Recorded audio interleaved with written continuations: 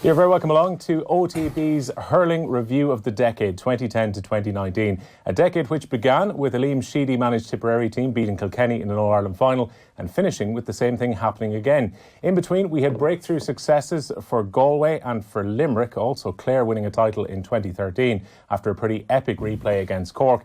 Unfortunately for Waterford, their wait for an All-Ireland title went on. Plenty of heartbreak for them throughout the decade, including their defeat to Galway in 2017. Meanwhile, the club kingpins over the decade have been Ballyhale Shamrocks, and they have a chance to win a fourth Tommy Moore of the 10-year decade when they play in the final next month. We're looking back on the decade here with a very esteemed guest panel with us as well. Nicky English, a former winner as both a player and a manager with Tipperary of the All-Ireland, also a 6-time All-Star as well. And we're joined as well by 9-time All-Star and 9-time All-Ireland winner Tommy Walsh and Daithi Boland from offtheball.com as well. Gentlemen, good morning to you.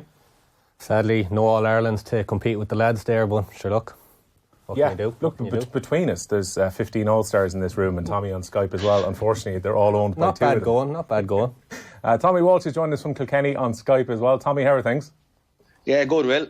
We're going to have a look back, I think what a lot of people, Tommy, feel is one of the best decades of hurling we've ever had, just in terms of the sheer quality of games. And when we pick our 5 or 6 best games of the decade, it was actually really difficult to narrow it down, because not only have we had good games, but we've had some great games in the big stage as well, in terms of semi-finals and finals. Yeah, absolutely. And we can all remember the 90s when we had the Revolution years.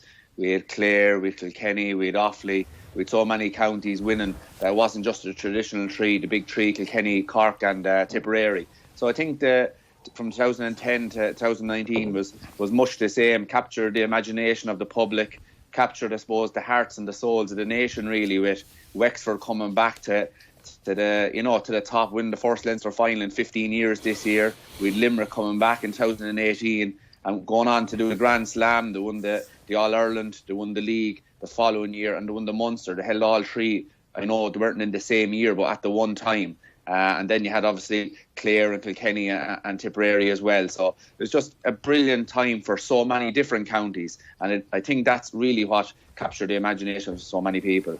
Nicky, we're going to kick things off by looking at our games of the decade, and one place to start would be 2010. It was Kilkenny and Tommy playing on the day, looking to try and win 5 in a row, but ultimately they got turned over by Tipperary and Lar Corbett scoring a hat-trick of goals at Croke Park. Yeah, it feels such a long time ago now, it feels like even in a different era, Kilkenny going for 5 in a row, and like Liam Sheedy coming back again this year, I suppose, but it was a fantastic game from what I remember. There was a bit of, I suppose, tension from a Kilkenny perspective going into it. Maybe the 5 in a row, ultimately probably weighed heavily on them, maybe gone in. Maybe Tommy would know that better, but ultimately Kilkenny played John Tennyson and Henry Shefflin at centre back and centre forward, both of them having had recent cruciate injuries before. And the remarkable thing was that John Tennyson actually went to 70 minutes. It would be hard to imagine that you could do that. I suppose he threw the hurley. He threw the hurley at Larry finishing up for one of the goals. But Larry was fantastic on the day, and I think Tipperary just. I think there was moments in the game that I can remember Henry Shefflin having to go off. Obviously, the conditions I don't think were ever going to be conducive to him. And then as he went off, there was a very awkward free to be taken, and it was Richie Power's first action of the day, and. There was a hard way to start with the whole, I suppose, momentum against you with Henry Shefflin going off the field, and I could be wrong now, but I think that free went wide, and if Tipperary, I suppose, ran out easy enough winners in the end of that game, but I suppose much like Kerry in the 80s, Kilkenny came back.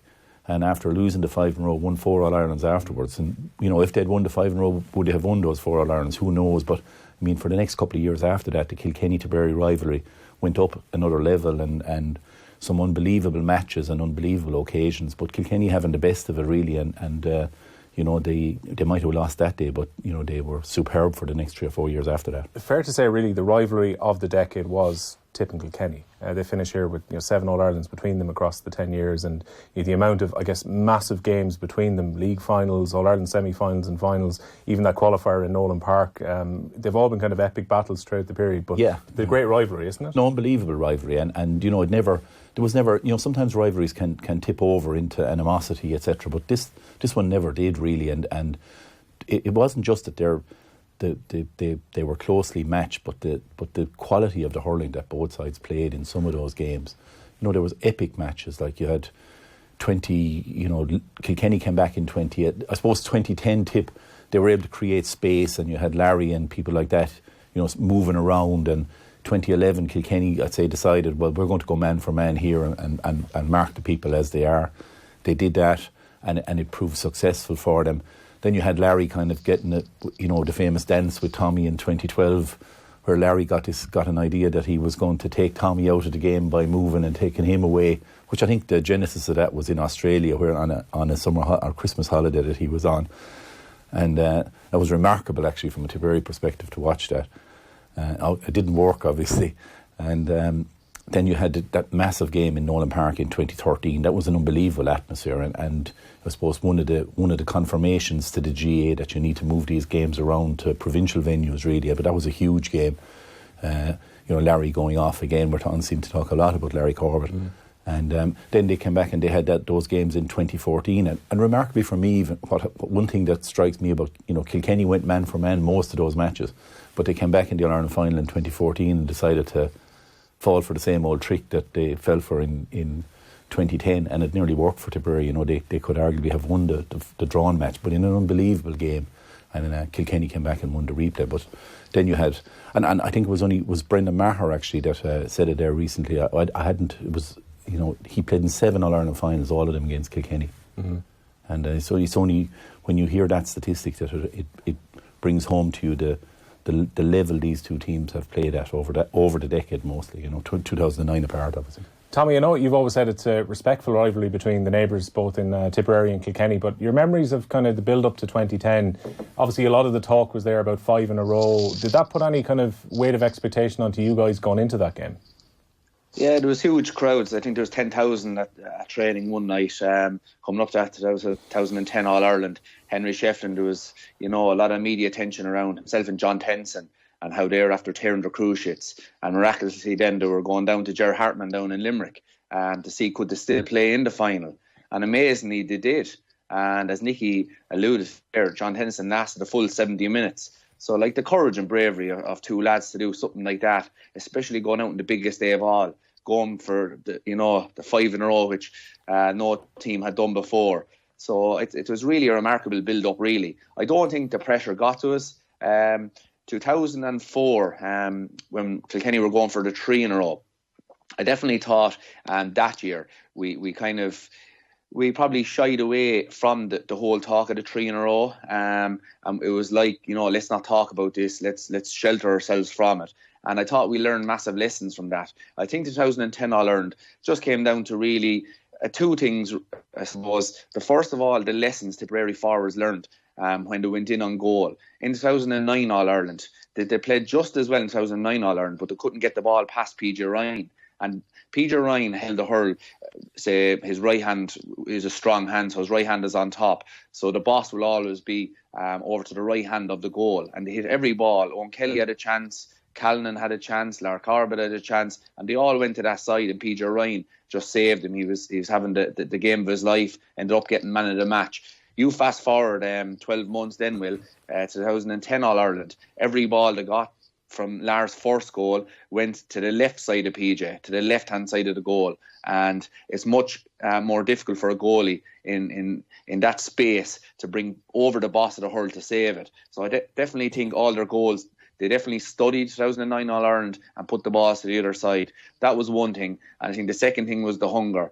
To win a final against a team in such form and with a team with such skill as that Tipperary team, you need to be just, there needs to be fire in your belly from the very first ball that's thrown in. And I think we didn't probably get that till probably halfway through the game. We were just kind of playing as if it was an ordinary game. To win a final against Tipperary in that kind of form, you had to be at the full of your health, and you had to be going for every ball as if it was your last. And I don't think really we were at that level for the 70 minutes. If you think, Will, that game, Tipperary, they started so well. Like, I think they were 1-4 up to a point, like, in the early stages. And throughout that first half, as Tommy mentioned, I think Tipp were 6 points up for a good part of the game. But then Richie Power, got a goal, got Kilkenny back into the game. And you're going into half-time saying, Tipp have probably done all the hurling here. But yet Kilkenny, as Kilkenny do, they're still in the game.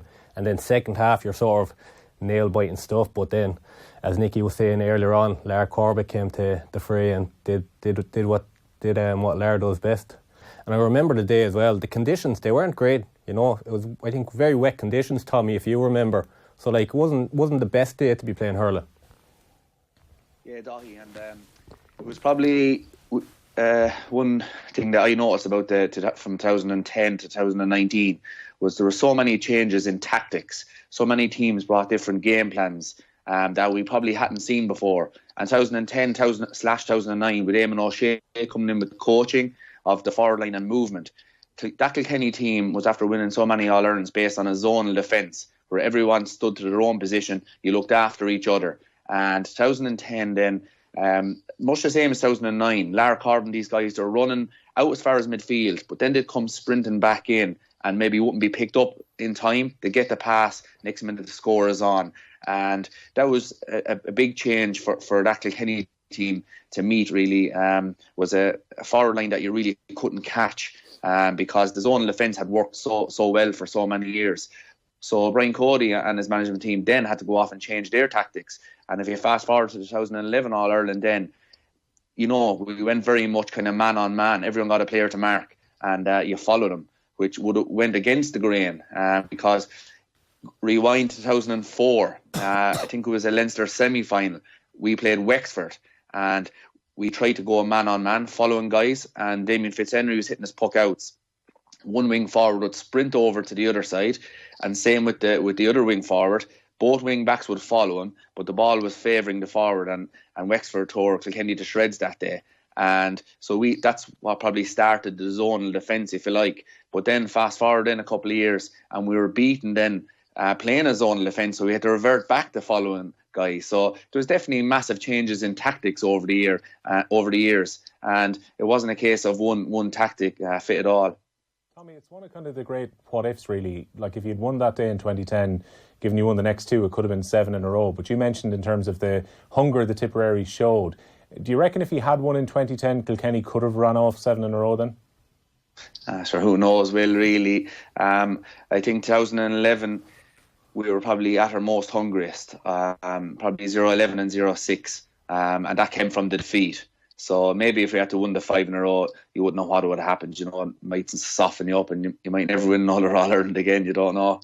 Well, look, we're going to be back to Tipperary and Kilkenny in a moment when we talk about 2014. But when we think of 2013, lads, remarkable first game. It was difficult to separate the final and the replay because both were great. At the end of the first game, Daithi, it looked like Patrick Horgan had won it. Then Brian Gavin plays a few seconds overtime at the end. Clare get themselves an equaliser. It goes to a replay. And then we get the introduction of Shane O'Donnell and a 20-minute hat-trick in the replay as well. And just remarkable free scoring throughout that final in 2013, the replay. Two crazy games altogether. Like, looking back at the drawn game, like as you said, Patrick Horgan getting the point, Cork taking the lead for the very first time in that game. And then Clare get that equalising point. You'd expect Tony Kelly, Podge Collins or someone to get the point. Cornerback Donald O'Donovan coming up with an outrageous point. And then, as you said, the replay just took on a life of its own. Like, it was just crazy altogether. Like, where'd you even start? Where'd you start with the game? Like, Tommy, I don't know what you'd have to say about that game. Like, but like as you said, Shane O'Donnell, like, we didn't know who that lad was before coming into the game, and then comes into an All-Ireland final. And well, it was remarkable. I was talking to Davy Fitz about this before, about Shane O'Donnell, and the whole week he basically put a fake team out and he told a fake team to the actual panel on the Wednesday night when it was named as well. He only told Shane O'Donnell when they were getting off the train from Clare that he was going to be playing, because the concern was with a teenager it might actually hype him out. I think, Nicky, that's good management, isn't it? Well, it is when he scores 3 goals, so when it works, everything is good management. Will, if it doesn't work, then you probably wouldn't hear about it in the first place anyway. But it was, Shane O'Donnell was capable of doing that, though. You know, he's again a very direct player and can finish well, and he was really the star of that game. But for me, that game was remarkable, actually, because of Anthony Nash taking the penalties the way he was taking them. And Daithi had all the Clare team with goalies, hurleys, and I can still remember the excitement of Anthony Nash coming up and where is he going to hit it from? Is he going to strike it? Like, would you like to be standing in the goals? And I know the rules basically have changed since, and probably rightly so, because it was dangerous, but it was unbelievable entertainment on that drone and replay to see Nash hitting those from virtually at the edge of the square and 15 people flying into the net past. What I thought was remarkable was people were charging down the free at the time, despite the fact that Nash was throwing it maybe 4 or 5 yards forward. That was great. It's such a difference. You know, you had the Saturday evening replay, you had the floodlights. It was a difference between, you know, you had Tipperary and Kilkenny. You know, you could say you had too much of them really for a few years there, and you had these young players from Clare and young players from Cork that you'd say after those two games they're going to dominate from there. Clare won the under-21 the week after in some style as well, and you'd say Clare were going to dominate that decade, but sure, they never won a match in Croke Park, I don't think, afterwards. And it's just like the Tipperary, actually, I think I was thinking about it afterwards. Tipperary won the under-21 in 2010 as well. It's not a great barometer of future success. Barometer of future success, winning the under-21 and the senior in the same year. For whatever reason, I don't know. It should, and you see Tipperary have won the same this year, and you said, well, they have more players coming, and it's, you know, it should be a fantastic future but it hasn't been in the past. Tommy, like when Nash was lining up those frees and penalties, it obviously led to a rule change in the end because it was seen as dangerous. But you'd want to be slightly crazy to chase one down, wouldn't you? But Clare did it continually over the two games. Yeah, well, that's what you do on the day. You don't really think about. You probably think about saving that ball and walking off as the hero and getting claps on the back. And Nicky, a man that you would have probably hurled with, but he definitely managed, is Declan Ryan. I remember Declan doing that. He was one of the first guys to start it. I remember playing him in a challenge match against Clonulty Rossmore, and one or two of our lads tried to do the same thing. But I think it's just a natural reaction because you don't want to let that ball into the net. I think what led to the rule change was Nash's strikes were so powerful that they were just absolute rockets.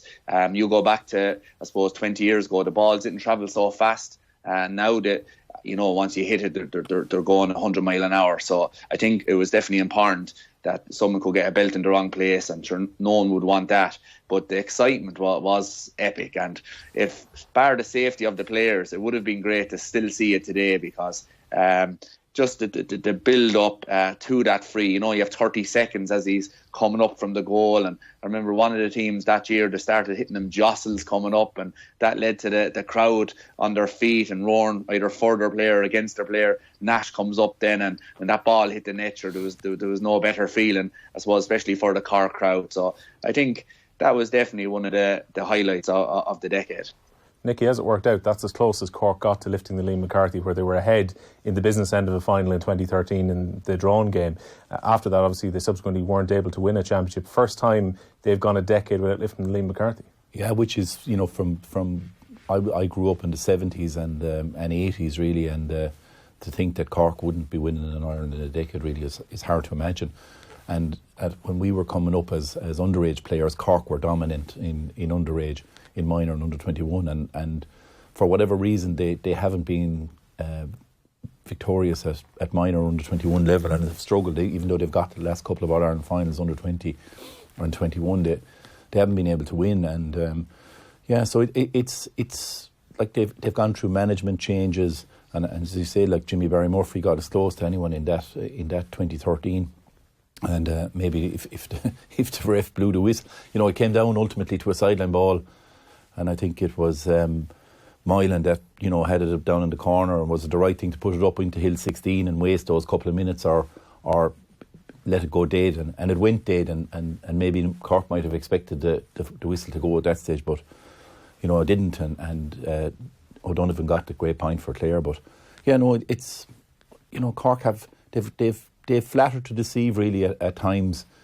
You know, I suppose their best chance after that was a couple of years ago against Limerick, when, you know, they really were close enough to being there, but, you know, probably ran out of players, and maybe just their bench and their squad hasn't been deep enough since 2013, really, you know. Well, Tommy, we started with painful memories for Kilkenny supporters in terms of 2010.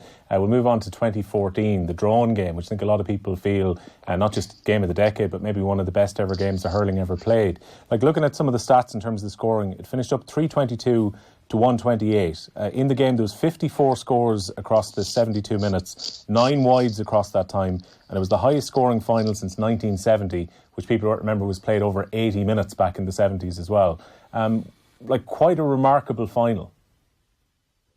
Yeah, well, and it was probably one that we would have been probably disappointed with, because Kilkenny would have prided themselves on physicality, on defence. That number 15, it wasn't just his job to score, it was his job to stop his man clearing the ball, giving good balls into the forwards. And definitely, like, most of the Tipperary forwards did quite well that day, but probably wasn't the fault of the back line, because the ball coming into him was majestic. And we probably, that day again, we probably were going back to the tactic where we followed around the players in 2011 and won. And suddenly this wasn't good enough anymore. So we were following players, which was creating huge amount of space. And Tipperary then, the likes of Laird, the likes of Callan, they were making great scores from play. And that led to a high-scoring game. And the one thing you don't want against that Tipperary team is bring it into a shootout. You wanted to bring it into a kind of a dogfight where it's all about defence. And that 2014 first day, we were definitely very disappointed with it. At the end of the day, it came down to Hawkeye.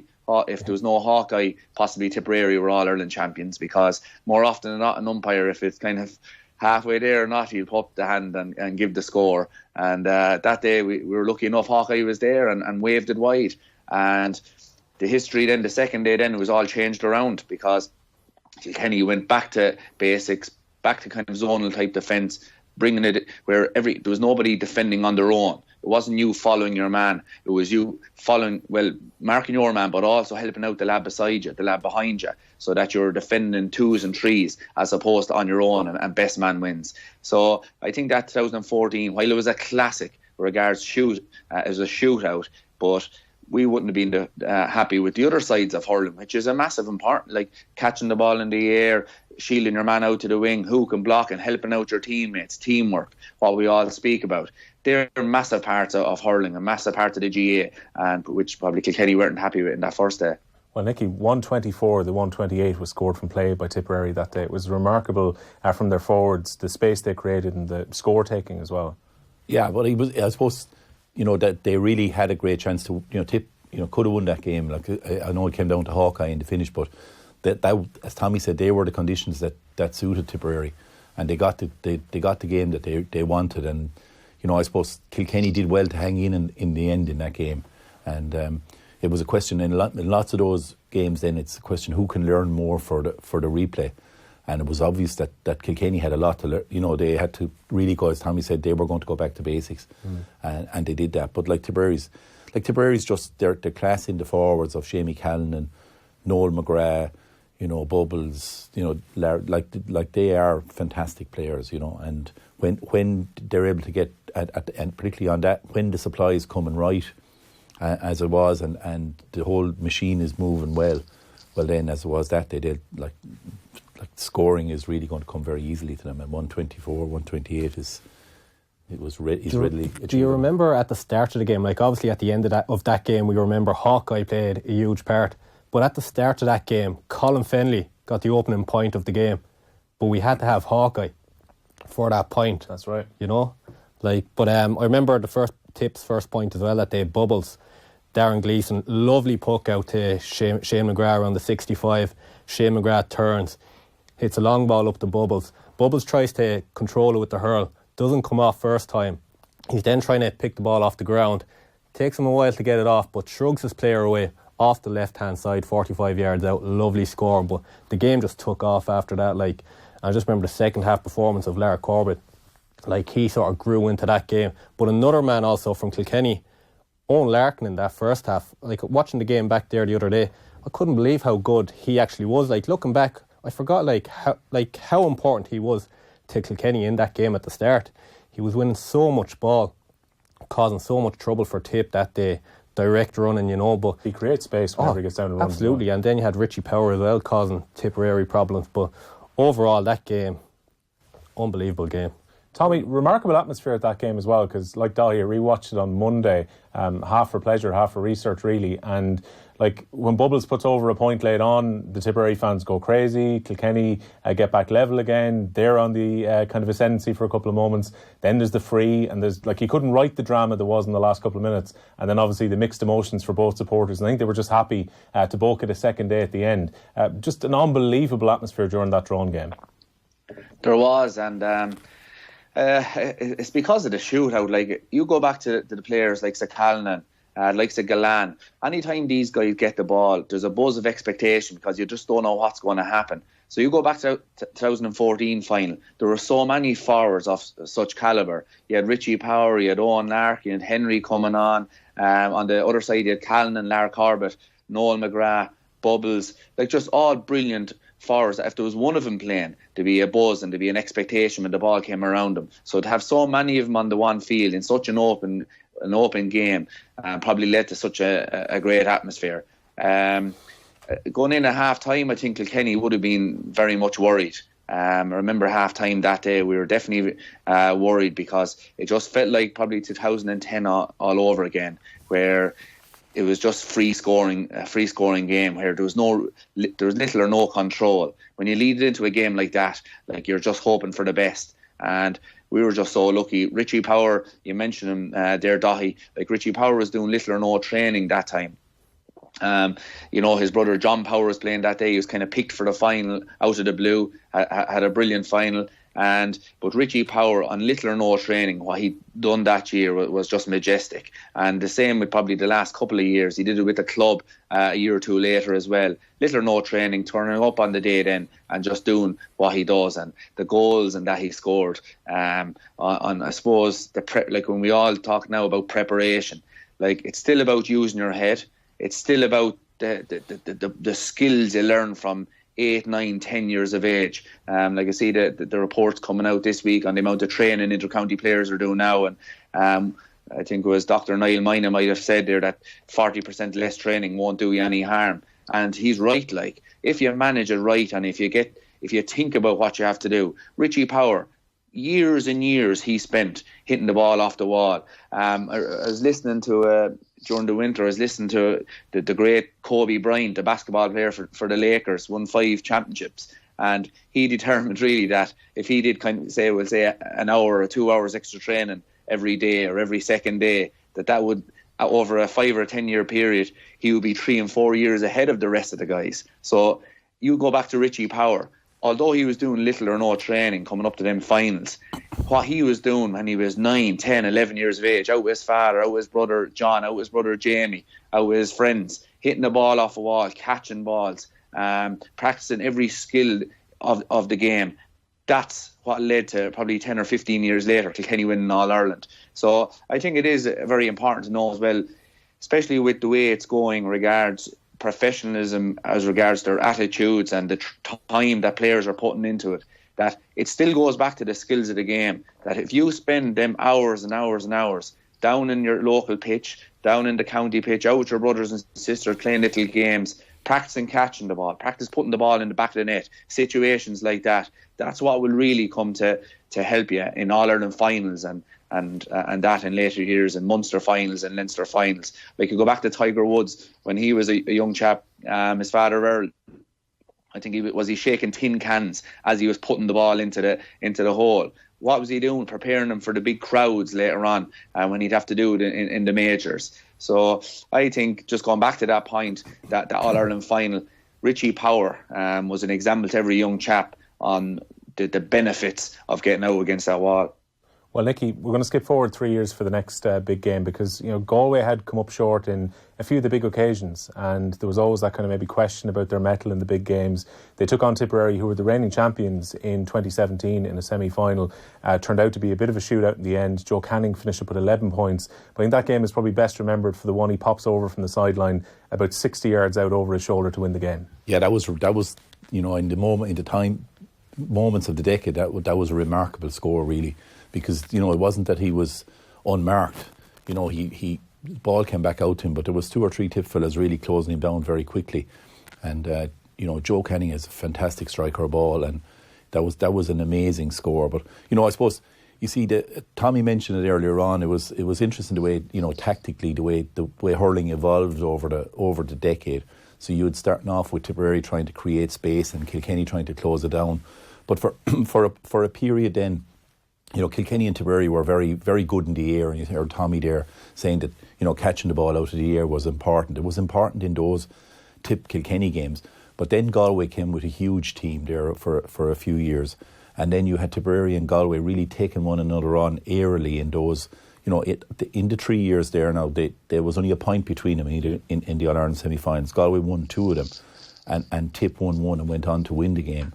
But those games were kind of they were battles of giants really, and in one year you had Pádraig Maher knocking Joe Canning out over the sideline with a huge shoulder, and then the year after when Galway had the momentum, you had Pádraig Maher coming up the field, and I think it was Gerard McInerney, yeah. Absolutely, and they were all pivotal moments in those games. But really, it was about long delivery of ball and people fielding the ball and making room to hit it with more power than anything else.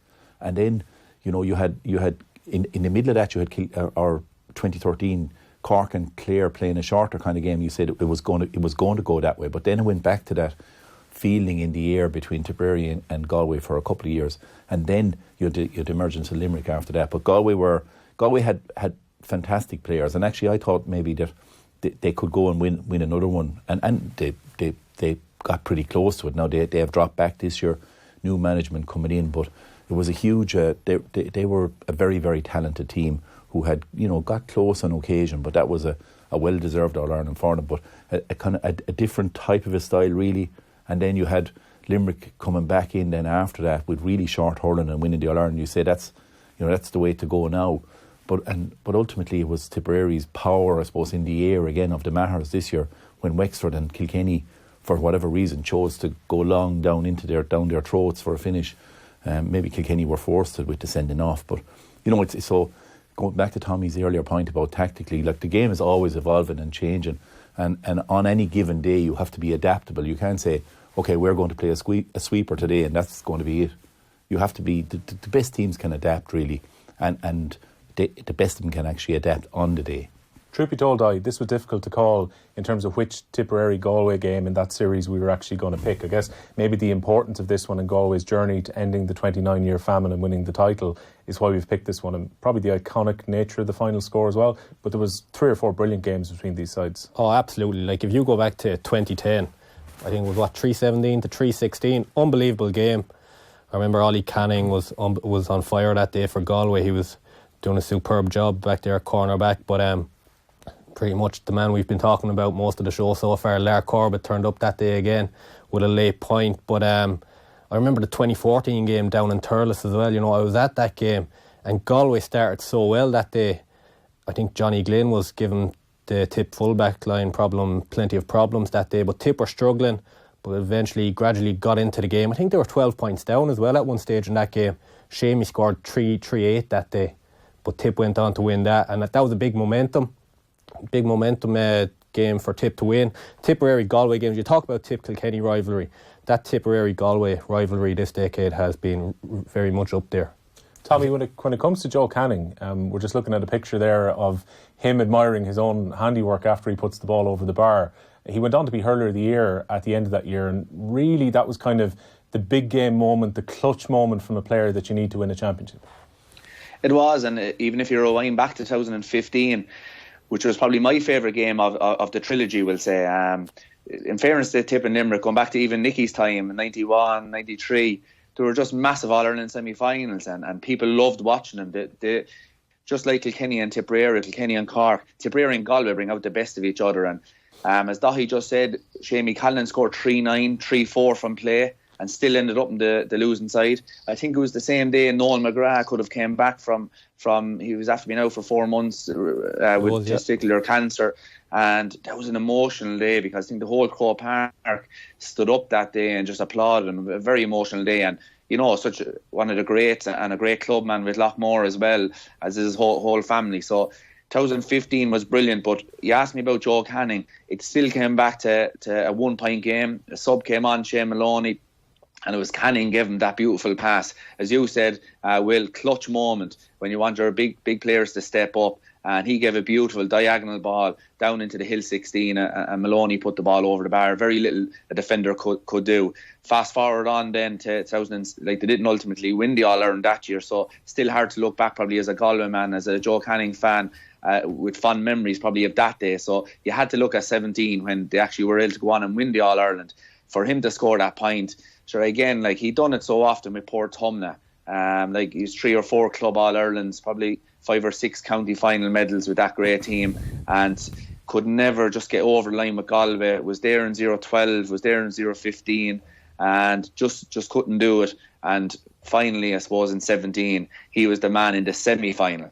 And we all remember big games and big wins that we've had over our careers. Sometimes it wasn't the final itself. Sometimes that was won in a semi-final or a quarter-final. And I think Galway's All-Ireland triumph that year was definitely won in the semi-final versus Tipperary, because they were a top team as well, and no better man than Canning to put the ball over the bar, because it was a very difficult chance. And it was great then to get that moment captured on camera as well, because you'll be able to look at forevermore. Nicky, our 5th favourite game of the decade that we picked out was the 2018 semi-final between Limerick and Cork, which went extra time. And I guess Cork supporters will rue the fact they were 6 points up with 7 minutes to go. Limerick then scored 7 scores in a row to go in front, with Aaron Gillane in tremendous form at the end of that game. Then who else but Horgan to equalise the game late on, and then they went extra time. Limerick, I think, had a little bit too much off the bench in the end in terms of winning the game. But we probably all remember, and I'm sure it's one of our most exciting moments as well, was Quaid making that save, which proved so crucial to Limerick's year, and eventually landing their first Liam McCarthy in 45 years. Yeah, Limerick, I suppose, had been building up along, within third level, and Fitzgibbon Hurling, they had Mary I, UL, LIT, all had maybe made a good sprinkling of up-and-coming players from Limerick, and they had been through the development squads with Joe McKenna and Jerry McManus, so they had a lot of pedigree coming up, and they were winning the Fitzgibbon matches by miles, because I was involved with UCD and with a lot of Leinster-based players, but the Limerick teams are just utterly dominant, with an odd Tipperary fella thrown into it, but mostly Limerick based, and so they had started well in the championship, beating Tipperary, and then ultimately come a bit unstuck. But I mean, it was all probably took off from them when they beat Kilkenny in the quarter final, and then that set up the match with Cork, and that was just it was an incredible match, really.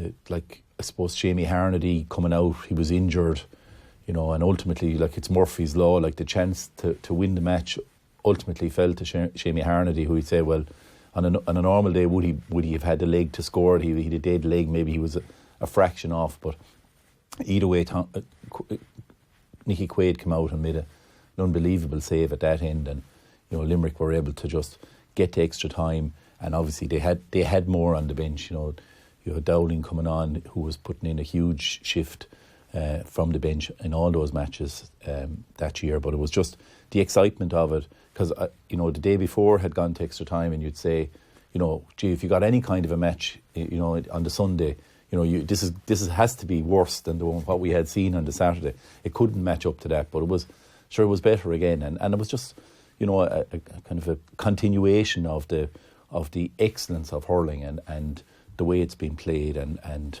the excitement of it, and not just for people who are steeped in hurling all their lives, but a growing audience of people that are watching hurling the way it's played like that, and going right down to the wire, where you've no idea with 5 minutes to go or 6 minutes to go. In that particular season, I think 9-point lead was actually the killer, really. If you got 9 points in front, you were virtually guaranteed to lose, and that's what happened to Cork. That's what happened in the semi-final the day before, and Limerick ultimately, got to the final and were able to win the McCarthy Cup, and this would have been a disappointment for them this year, but they are a team with a lot of talent. Dai, that weekend was hurling Nirvana, wasn't it? Oh, it was unbelievable, hurling weekend. I just remember that day, 70,000 at the game. unbelievable crowd. The colour was unbelievable. But I was at the two games. I was at the Galway and Clare, and you're coming out from Croke Park after the Galway and Clare game, and you're saying, what a game. And you're saying to yourself, there's no way we're going to have the same, like on the Sunday. And I was out that night on the Saturday night, and I remember going to Croke Park, feeling a bit groggy now, but I was fairly woken up like during that whole game. Like, it was unbelievable. Like, I remember 48 minutes into the game, Cork had 22 points on the board. Like, 22 points after 48 minutes is unbelievable. Like, and then you think of the last 10 minutes. I think Cork were up 6 points to go, or 6 points up with 10 to go, and Clare come back. They got a few frees obviously, but look, they had the willingness to come back and drive on. And as Nicky said, the bench made such an impact that Pat Ryan came off the bench. Like, you know, Limerick, you could just feel the crowd are really behind Limerick, you know, as they were from the start. But for that final 10 minutes, just the level of the atmosphere just went up a further notch after that. Like, Tommy, Limerick went on to win the league after that. They'd won Munster in this kind of period of winning as well. Obviously, they came up a little bit short this year, losing the semi-final to your own side, Kilkenny, ultimately this summer. But their consistency over the last couple of years has been incredible. And what a summer that was for Limerick. What a summer it was, and what a weekend. That was definitely, like, it was one of the most sensational summers in hurling. And when you talk about such a great decade, I think 2018 was such a great year. Just kind of titanic battles after epic battles, Munster, Leinster, you name it. They were all just outstanding. And that weekend, the worry probably coming up to that weekend was it a PR disaster really for hurling? That we were cramming 2 All-Ireland semi-finals, 2 of the biggest games of the year, into the one weekend, and would it be all over in a shot? But I think it's after starting really something glorious, because now it's the weekend, I suppose, that we all look forward to most throughout the hurling year, because this year the 2 semi-finals were sensational as well. But that Galway Clare game on the Saturday, as Daithi was talking about, I think I was on with yourselves the following day, and it was just referring to, we were training the previous night, and we got a text to say that it was going to be delayed for an hour, come down after the game, because the Galway Clare one, I think, went to extra time. And like, it just captured the imagination of the public. Could the following day, the Sunday, be any better? And it was better than the Saturday. As you said, Will, there were 6 points down with 63 minutes on the clock, and suddenly they came back and won it with points. I know that they drew it first, and we talked about Nicky Quaid's save.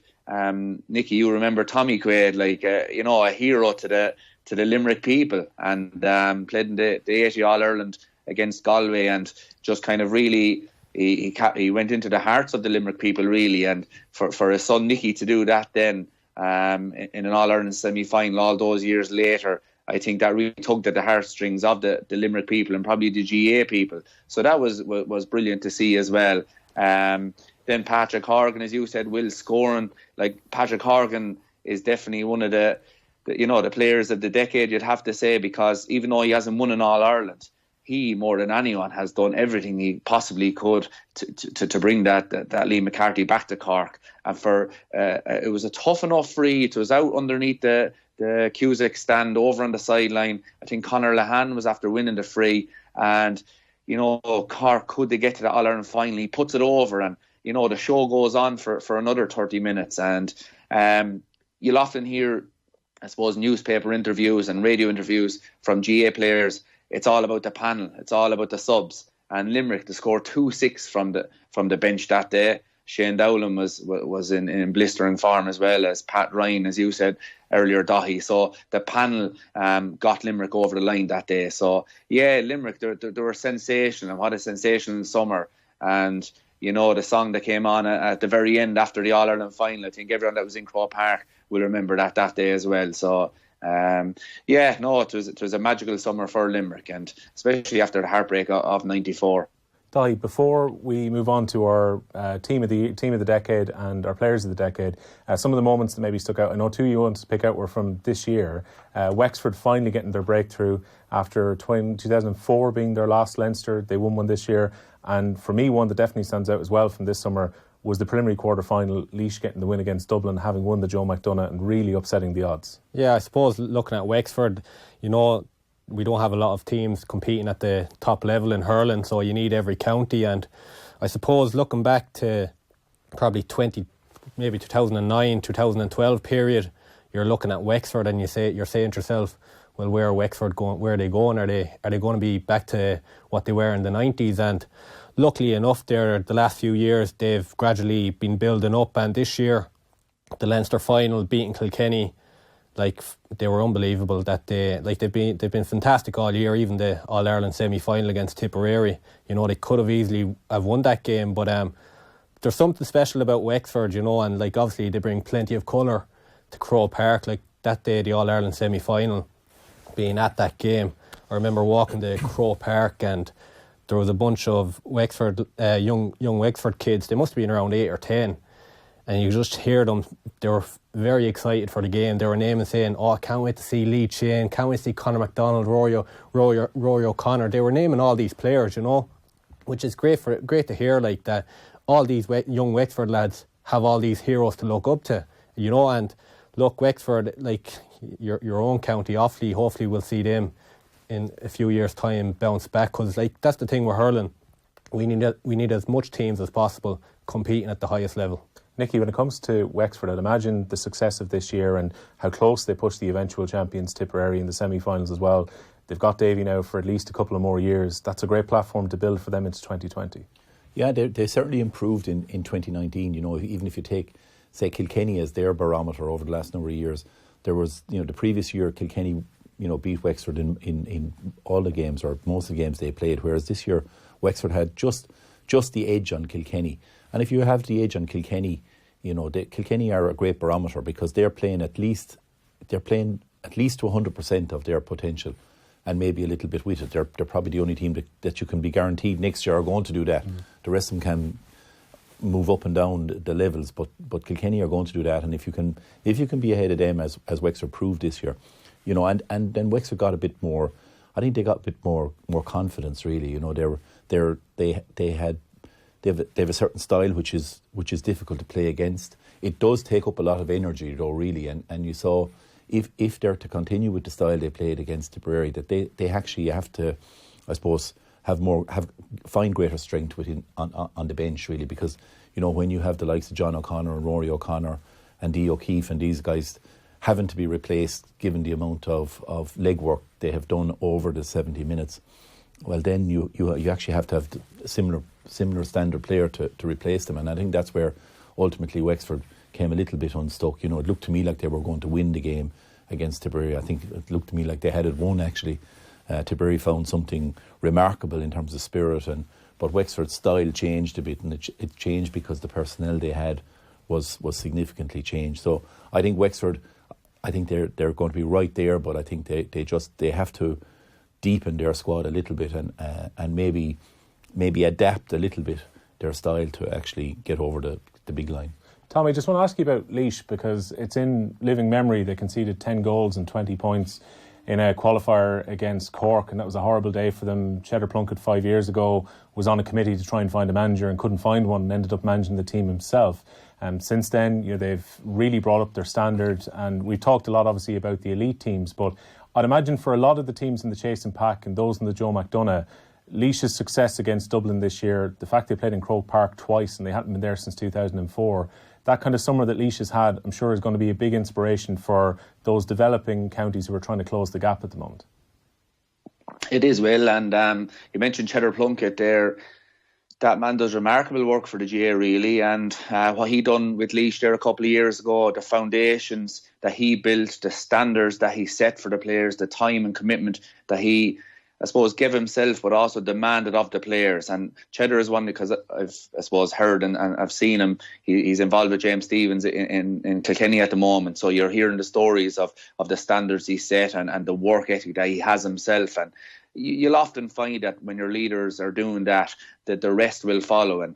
And it's no fluke that now Laois then, under the guidance of Eddie Brennan, are doing quite well. And I think it's also very important to note, though, the importance of the Christy Rings and the Nicky Racker Cup, the Joe McDonagh Cup, the Christy Ring Cup, because Laois, Nicky mentioned earlier, confidence. Laois got their confidence from doing well in the Joe McDonagh Cup. This is my opinion. And doing quite well and winning it. And And then they were able to go on then on that burst of energy and go on and beat Dublin the following week. So if they're in, we'll say year in, year out, if they're in a division with the stronger counties, the Kilkennys, the Wexfords, the Tipperaries, of this world, are they going to improve? Because are they going to take beatings upon beatings? And then slowly but surely, lads start going off travelling, you lose your confidence. What's the point in doing all this training? Towards this year, they had a realistic ambition of winning the Joe McDonagh Cup. Went on, won it, played brilliantly in the final. Then they could set their sights on the teams that were playing in the Liam McCarthy, which was the likes of Dublin. Went on, played really well against Dublin, had a home game and won it. Probably the best scenes in Laois for many a year. And then they went on and played really, really well against Tipperary in Croke Park.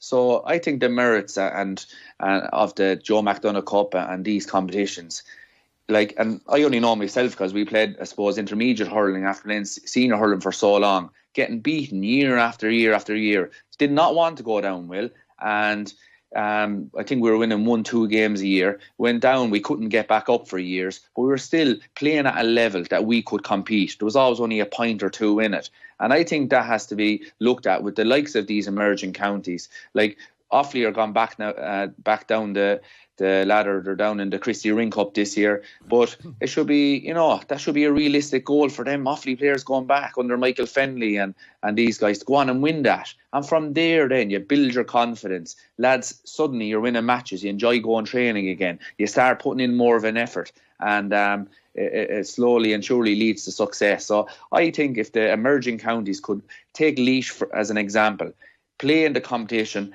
and do well in it and try and win it, and hopefully that will lead to further success. Carlow were another example, I suppose. Well, the previous years they did well and then went on and played in the Liam McCarthy Cup last year. So I think that Joe McDonagh Cup deserves huge praise.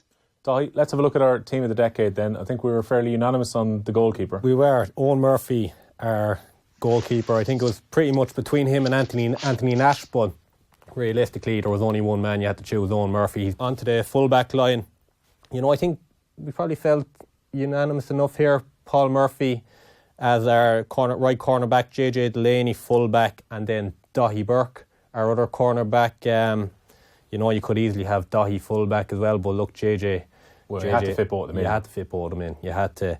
Our half-back line, we went with Brendan Maher, Brick Walsh and Paddy Maher. Again, 3 players that have been fantastic this decade for Tipperary and Waterford. Our midfield line, we've went with Michael Fennelly and David Burke from Galway. And then our half-forward line, we've gone with Noel McGrath, Joe Canning and TJ Reid. And then our full-forward line is Richie Hogan, Seamus Callanan and Patrick Horgan. Okay, quite a collection. Particularly that forward line was stacked, and we had to do a little bit of jiggling around to get players into positions as we kind of scroll through the final few players on the team. There is Seamus Callanan, the current hurler of the year, and our team will be completed by Patrick Horgan, who's been outstanding for Cork over the last decade. Nicky, we're looking at the full team up there at the moment. Do you have any arguments against the players that we've put in?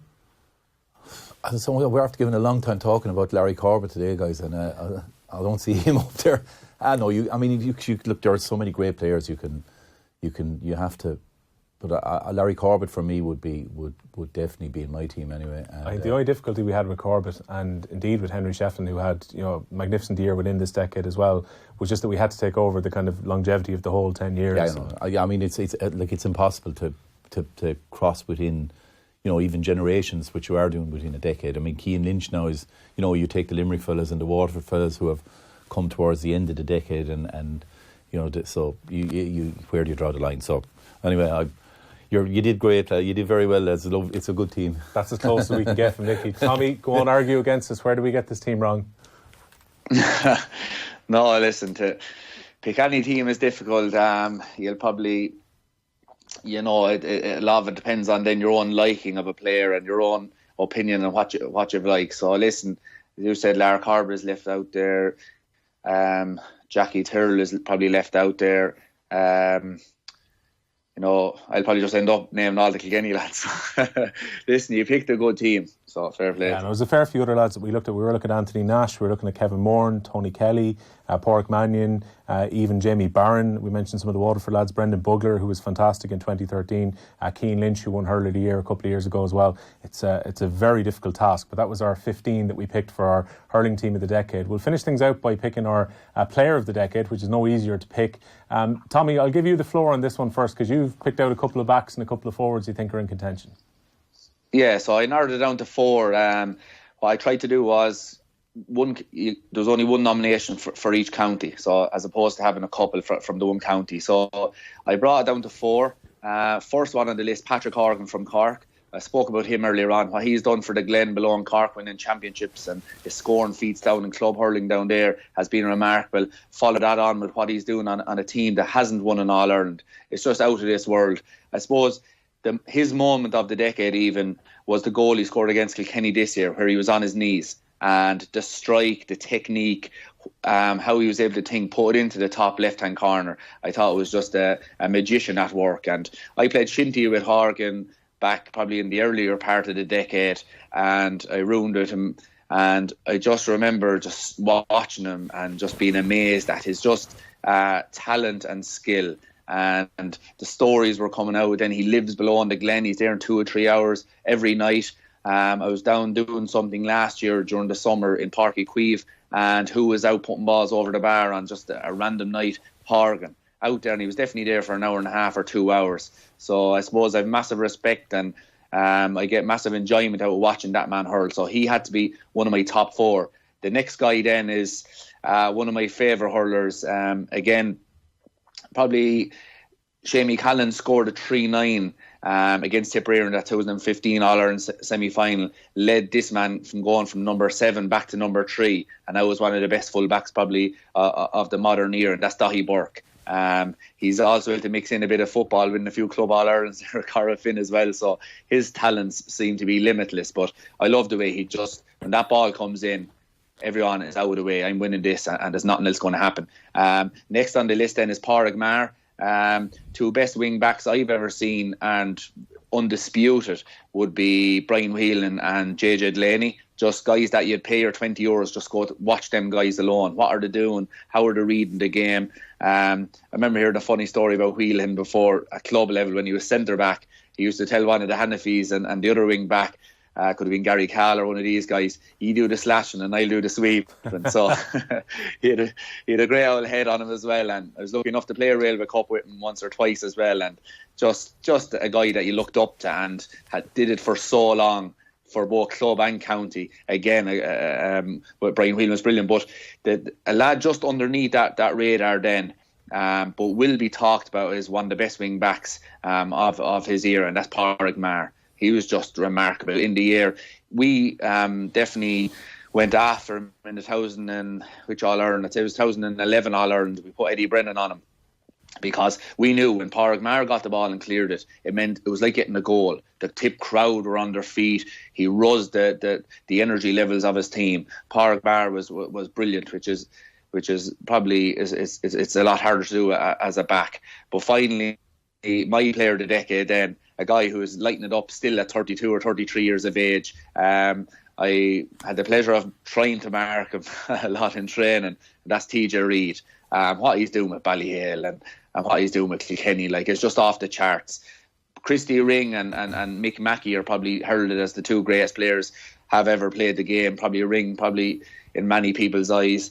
But the next level then, the Shefflins, the Eddie Kerrs, the Jimmy Doyles, I think TJ Reid is in that bracket now, and it's only as probably the years go on we'll even really wonder again at the feats that this man has done. Why he's able to do it all: win his own ball, score, take frees, pressure situations, take penalties. He's able to hook, he's able to block. He's after transforming his body in the gym. The complete player. So my player of the decade will be TJ Reid.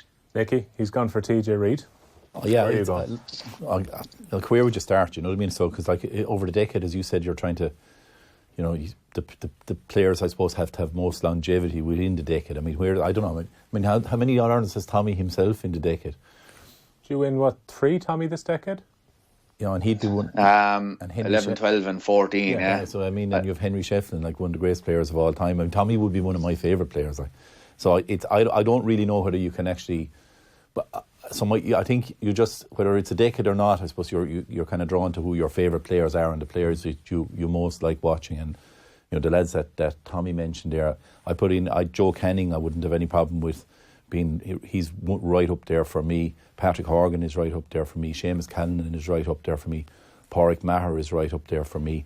Actually, a player that I used to really love, and you can be just a bit unlucky with injuries. Richie Power was an amazing player. Forced to retire at 29, which is cruel, through that decade, and he was just a serious player. You could go on all day, but currently my favourite player is TJ Reid. Okay, from as Tommy said, he's doing it every way. I mean, he's basically he takes line. He's taken from there in 18. He was basically having to do everything. He'd nearly have to go back, hit the puck out, win it himself. He's got more support this year, and as you can see, Kilkenny has improved for that. But he's just like everything he does. Is just fantastic for me. Well, Daithi, I'll get your vote in a moment. I think TJ's going to win because I'm going to stay out of the voting, but we'll get your opinion in a second. When we look at the rap sheet on these players, though, TJ Reid, 4 All-Stars, 2015 Hurler of the Year as well, top scorer in the championship this summer just gone by. Joe Canning won 5 All-Stars in the decade, 2016 Hurler of the Year as well. Seamus Callanan, the current Hurler of the Year, a goal in every championship game this year, 4 All-Stars during the period. And we mentioned, obviously, both the Mars, Pádraig Maher and Brendan Maher, within the discussion as well. Pádraig winning 6 All-Stars and Brendan 3. What way would you have voted, Daithi? It was, for me, like, it was a toss of a coin between TJ and Paddy. For me personally, I probably would have went with Paddy. Just like that, I think he's been consistent throughout the decade. Like, you look at, he's won 5 All-Stars this decade, more than anyone else. He's played 49 of Tipp's championship games, finishing 46 of them. I think he's only missed 26 minutes this decade. Unbelievable, like. But look, I'm not going to argue against Tommy and Nicky. TJ Reid, pretty much our player of the decade. Confirmed. Off the balls, player of the decade is TJ Reid. So we'll pick TJ as our selection for the decade 2010 to 2020. It's been a remarkable 10 years of hurling, possibly the best decade ever. We'll see what the next decade has to hold. Tipperary, the team that everyone has to catch into 2020. My thanks to Daithi, to Nicky and to Tommy as well. And we'll speak to you soon.